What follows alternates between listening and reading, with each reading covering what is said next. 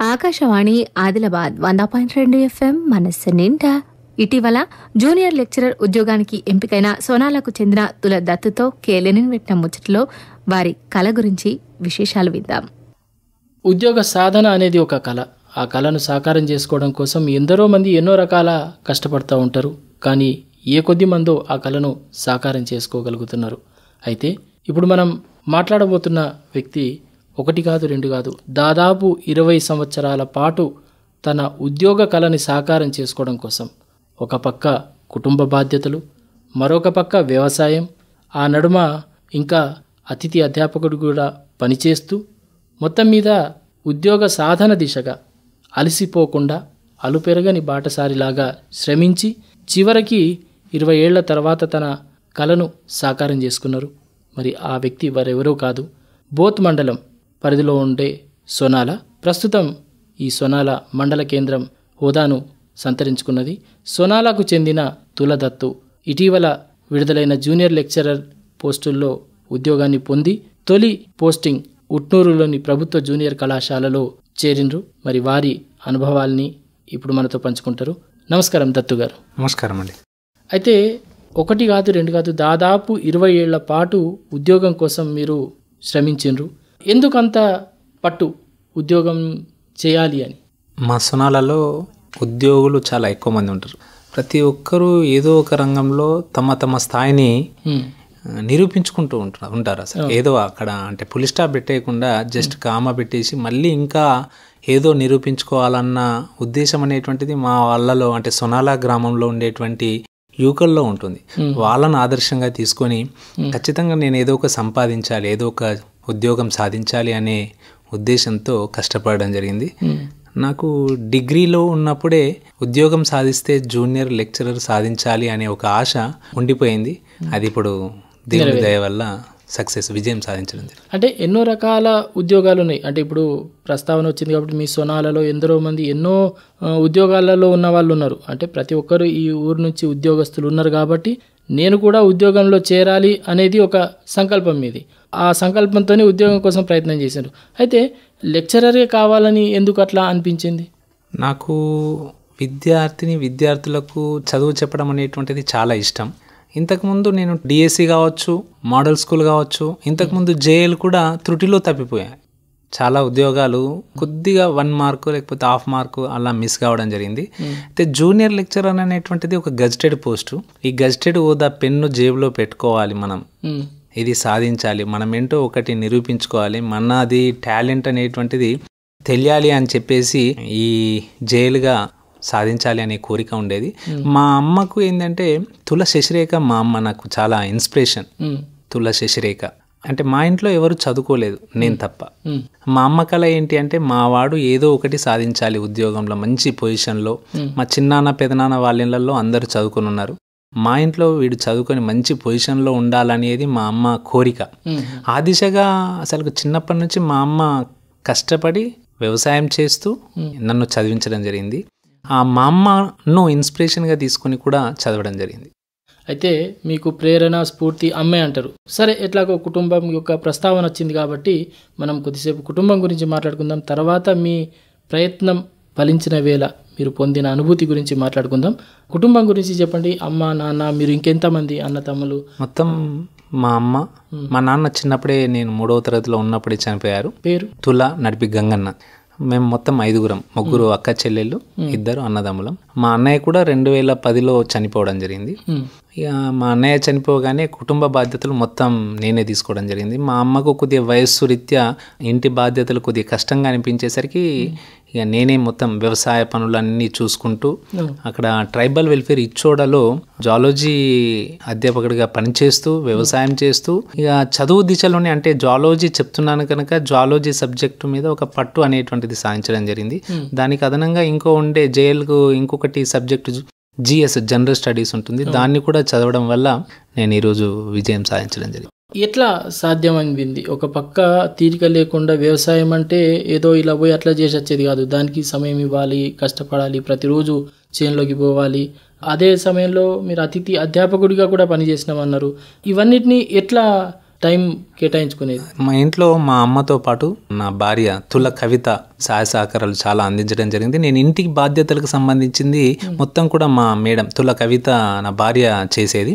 ఈ వ్యవసాయ పనులు కావచ్చు, ఈ ఉద్యోగానికి సంబంధించింది, అదే చదవడం, ఈ బాధ్యతలే నేను చూసుకునేది. పిల్లలు కావచ్చు, మళ్ళీ ఇంకా ఇంటికి సంబంధించిన ఇతరాతర పనులన్నీ కూడా మా భార్య తుల కవిత చూసుకునేది. అందువల్ల నాకు కొద్దిగా టైం దొరికి భారాన్ని కొంత ఆమె మోసింది కాబట్టి మీకు కొంత వెసులుబాటు దొరికిందంట. అవునండి. వ్యవసాయానికి సంబంధించి ఎన్ని ఎకరాల భూమి ఉంది, ఏమేమి పంటలు సాగు చేస్తుంది? మాకు దాదాపు 20 ఎకరాల వరకు ఉంటుంది.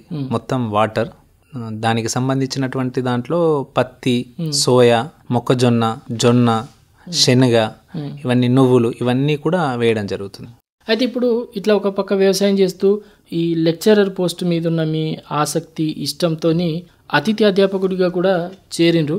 సరే, అంటే మీకు ఎట్లాగో వ్యవసాయం ఉన్నది, అయినా కూడా ఉద్యోగం సాధించాలన్న సంకల్పంతో మీరున్నారు.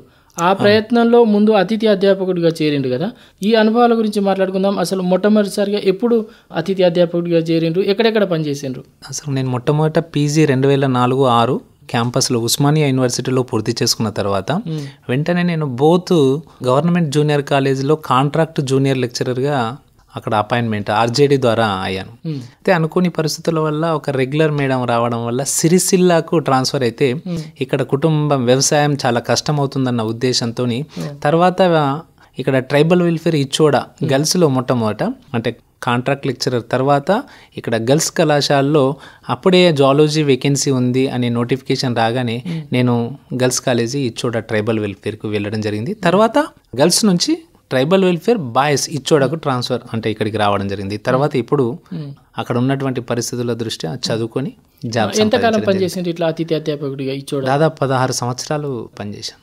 తర్వాత ఈ 16 సంవత్సరాలుగా అక్కడ పనిచేస్తూ ఇప్పటివరకు ఎన్నిసార్లు ప్రయత్నించారు? జైలుగా కానీ ఇంకా వేరే వేరే ఉద్యోగాలకు సంబంధించిన నియామక పరీక్షలు కూడా జరిగినాయి కదా, మిగతా వాటి పట్ల ఆసక్తి చూపలేదా? మరి దీని పట్లనే మీరు మొదటి నుంచి మొగ్గు చూపుతున్నారు, ఇది ఒక గురి పెట్టుకున్నారు లెక్చరర్ కావాలి అనేది గట్టిగా కదా? అయితే జైలుగా కావడం చాలా ఇష్టం.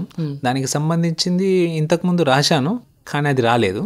రాకపోయేసరికి దీనికి సంబంధించిన నోటిఫికేషన్స్ రాకపోయేసరికి DSC, model school, panchayat secretary ఇవి రాశాను. డిఎస్సి కావచ్చు, మోడల్ స్కూల్ కావచ్చు, చాలా దగ్గరికి వచ్చి ఎందుకు మిస్ అయిందంటే ఇంటి దగ్గర బరువు బాధ్యతలు అన్నీ పూర్తి చేసుకొని ఆ చదివేసరికి టైం కొద్దిగా అప్పట్లో సరిపోయేది కాదు. ఎందుకంటే నోటిఫికేషన్ పడ్డ తర్వాత నేను చదివే టైం అందరితో పోలిస్తే చాలా తక్కువ టైం. అందరు ఒక 4 నెలలు, 3 నెలలు, 2 నెలలు చదివితే, అంటే నేను సరాసరి తీసుకుంటే ఒక నెల రోజులు, 25 రోజులు, ఈ విధంగా టోటల్ అన్ని పనులు పూర్తి చేసిన తర్వాత ఇంటి దగ్గర నేను ఒక దగ్గర కూర్చొని చదువుకునేది. దానివల్ల ఏమవుతుందంటే ఆ బయట ఉన్నటువంటి కాంపిటీషన్తో అప్పుడు నేను కొద్దిగా తట్టుకోలేక అంటే దగ్గరికి వచ్చేసి మిస్ అయిపోయేది. అంటే ఎక్కడ లోపం జరిగింది అనేది గుర్తించిండ్రా? అవును, అది గుర్తించడం వల్లనే చిట్ట చివరిగా టైం అనేటువంటిది నేను చాలా ఎక్కువ ఇవ్వడం జరిగింది. ఇది 2022లో నోటిఫికేషన్ వచ్చింది, 2023లో ఎగ్జామ్ జరిగింది. దాదాపు ఒక 5-6 నెలల సమయం ఉండేది. ఆ 5-6 నెలల సమయంలో నేను టైం వేస్ట్ చేయకుండా వ్యవసాయ పనులలో చూసుకుంటూనే దానికి కొద్దిగా సమయాన్ని తగ్గించి ఈ జాబ్ కొరకు, ఈ ఉద్యోగం కొరకు కొద్దిగా సమయాన్ని ఎక్కువ కేటాయించి చదవడం జరిగింది. సరే, ఇప్పుడు ఈ ఉద్యోగానికి సంబంధించి జేఎల్ పరీక్ష కోసం ఎట్లా ప్రణాళికని సిద్ధం చేసుకున్నారు, ఏ రకంగా సంసిద్ధులైనరు, ఆ ముచ్చట్లు కూడా చెప్తారా?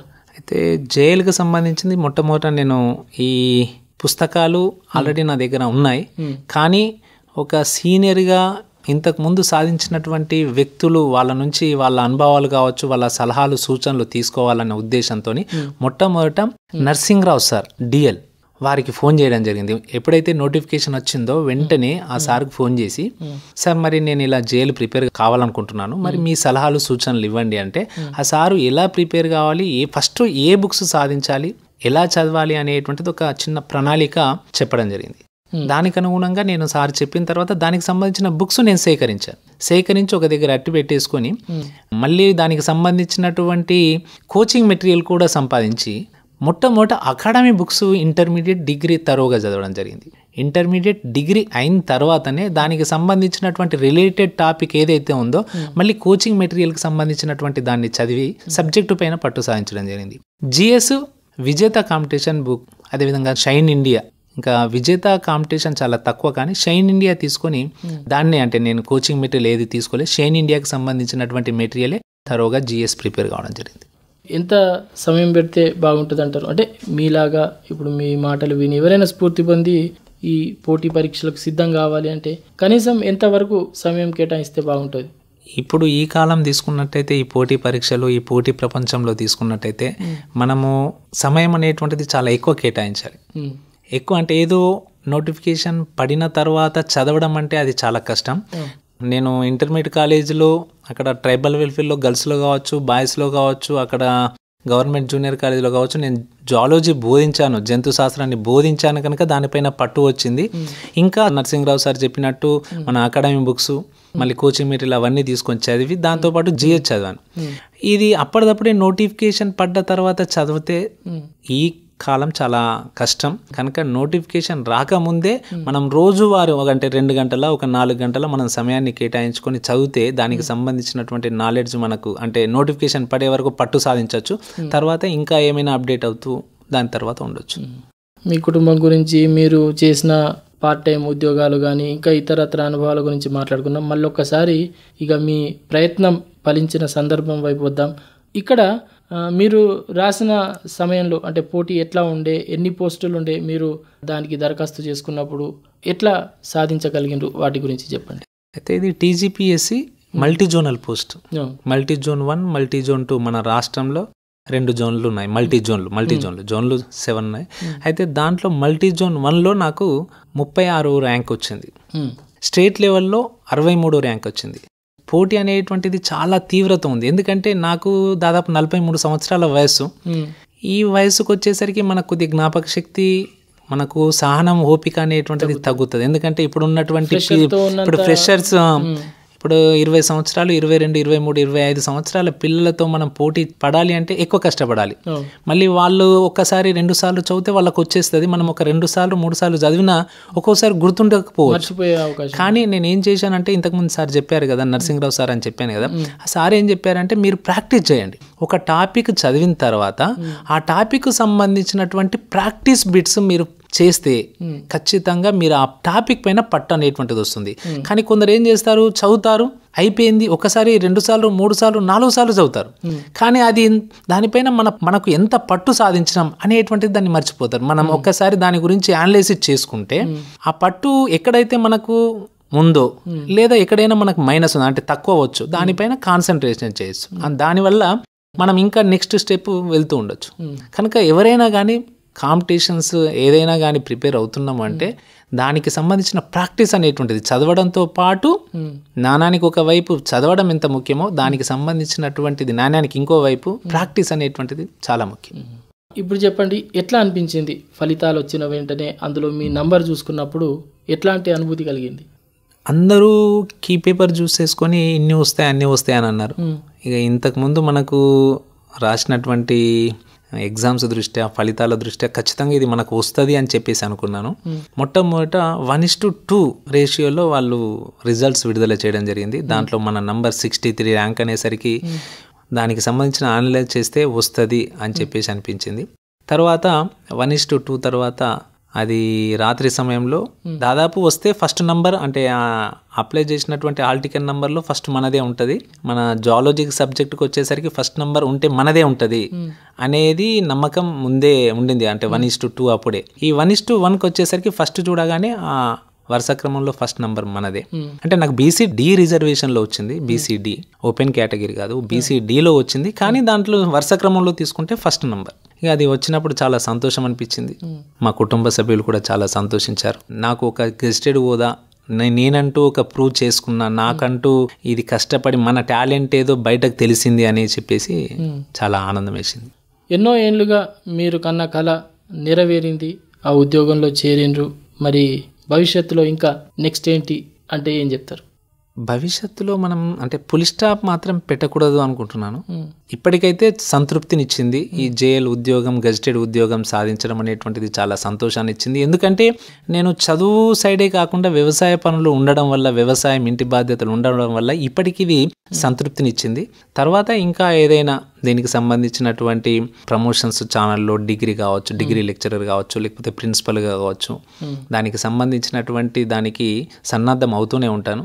వ్యవసాయ పనులు చేస్తూ దీనికి సన్నద్ధం అవుతాను. అదేవిధంగా కుటుంబ బాధ్యతలు ఇవన్నీ చూసుకోవాలి. కనుక ఇప్పటివరకైతే సంతృప్తినిచ్చింది. కానీ దీనితో ఆగకుండా ఇంకా డిగ్రీ లెక్చరర్, ప్రిన్సిపల్గా కొనసాగడానికి ప్రయత్నాలు చేస్తూ ఉంటాను. అయితే ప్రతిసారి నేను కాన్ఫిడెంట్ లెవెల్ పోతూ ఉంటే, అంటే సెల్ఫ్ కాన్ఫిడెన్స్, ఆత్మవిశ్వాసం పోతూ ఉంటే, నిజంగా చెప్పాలి అని అంటే ఇప్పుడు పక్కకు ఉన్నారని కాదు, బావ, మిత్రుడు, చాలా సన్నిహితుడు చెట్లపల్లి సంతోష్ ప్రతిసారి అరే నువ్వు సాధించగలవు, నీకు ఆ క్యాపబిలిటీ ఉంది అని చెప్పేసి ప్రతిసారి ఒక ఆత్మవిశ్వాసాన్ని కల్పించినటువంటి వ్యక్తి చెట్లపల్లి సంతోష్. నిజంగా మా అమ్మతో పాటు, మా మిసెస్తో పాటు తనను గుర్తు చేసుకోవచ్చు. అదేవిధంగా చిన్నప్పుడు నాకు చదివించినటువంటి, అంటే చదవాలి అనేటువంటిది ఒక క్రమశిక్షణలో పెట్టినటువంటి వ్యక్తి తుల సదానందం అని. మళ్ళీ ఈ పోటీ ప్రపంచానికి సంబంధించింది కావచ్చు, వ్యవసాయ పనులకు సంబంధించింది కావచ్చు, ఇంటి దగ్గర ఏదైనా పనులలో కావచ్చు, ఒక మోడల్, ఒక ఇన్స్పిరేషన్ చెట్లపల్లి సదానందం. వీళ్ళని నిజంగా గుర్తుంచుకోవాలి నా జీవితంలో. వీళ్ళందరూ చాలా ముఖ్యులు. వీళ్ళందరినీ ఈ సందర్భంగా నేను గుర్తు చేసుకుంటున్నందుకు చాలా సంతోషం. అంటే వీళ్ళంతా మీరు లక్ష్యాన్ని చేరుకునే దిశగా మిమ్మల్ని ప్రేరేపించి ముందుకు నడిపించిన వారు వీరంతా. చాలా సంతోషం తులదత్తి గారు. ఏదో బాధ్యతల బరువుతో కుంగిపోకుండా ఒక కళని, ఒక లక్ష్యాన్ని ఏర్పాటు చేసుకొని దాన్ని సాధించడం కోసం సుదీర్ఘంగా శ్రమించి ఒక పక్క ప్రణాళికతో మీ లక్ష్యాన్ని చేరుకొని ఈరోజు మీరు కోరుకున్న ఉద్యోగంలో చేరినరు. ఆ సంతోషం ఎల్లవేళలా నిలిచి ఉండాలని, మీరేదైతే భవిష్యత్తులో ఇంకా ఉన్నత ఉద్యోగాల వైపు అడుగులు వేయాలన్న ఆకాంక్షను వెలిపించిండ్రో ఆ ఆకాంక్ష కూడా నెరవేరాలని కోరుకుంటూ మీ అనుభవాల్ని, అనుభూతుల్ని ఇలా మాతో పంచుకున్నందుకు మీకు ధన్యవాదాలు. నమస్కారం. థ్యాంక్ యూ అండి. Thank you very much. విన్నారు కదా, ఎన్ని బాధ్యతలున్నా, ఎన్ని కష్టాలున్నా మనం అనుకున్న కళ నెరవేరాలి అంటే దానికోసం ఖచ్చితంగా చాలా కష్టపడి నిబద్ధతతో పనిచేస్తూ ఉంటే మన కళ తప్పకుండా నెరవేరుతుంది. మరి విన్నారు కదా ముచ్చట శీర్షికనలా దశాబ్దాల కళ నెరవేరిన వేళ ఇటీవల జూనియర్ లెక్చరర్ ఉద్యోగానికి ఎంపికైన సోనాలకు చెందిన తుల దత్తుతో కేలెనిన్ పెట్టిన ముచ్చటది. ఆకాశవాణి ఆదిలాబాద్ 100.2 FM మనస్సు నిండా.